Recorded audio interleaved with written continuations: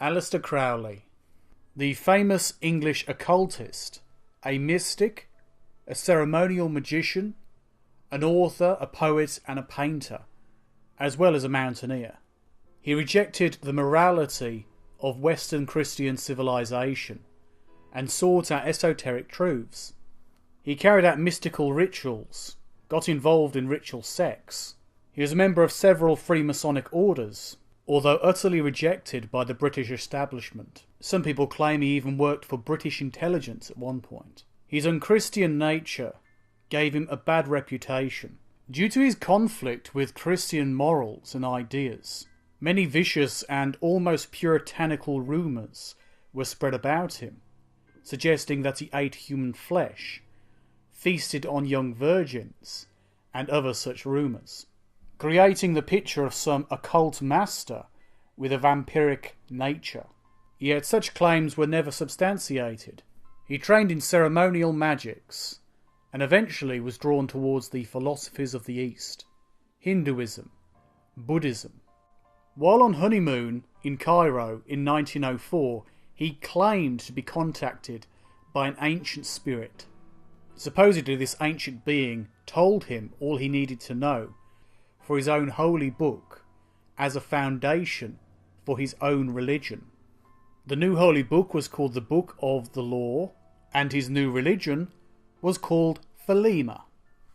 A large part of it was to do with aligning yourself to your true will through ritual magic.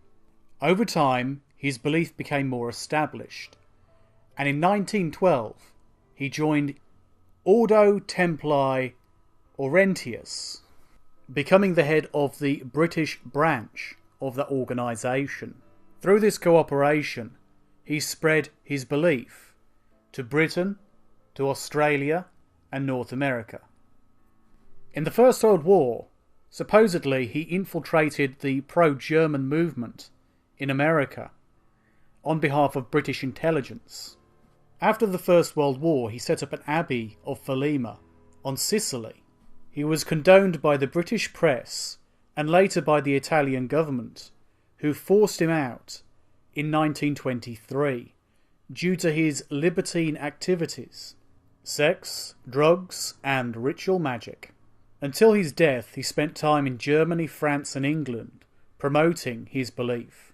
Even though he came to attention as a mountaineer, a poet and an occultist, he was heavily criticised for experimenting with drugs, with sexuality, and due to his rejection of traditional values, he was denounced in the popular press as the wickedest man in the world, and even labelled as a Satanist. Many of the claims were simply based on the opinions of the press, and the incredibly conservative nature of the early 20th century.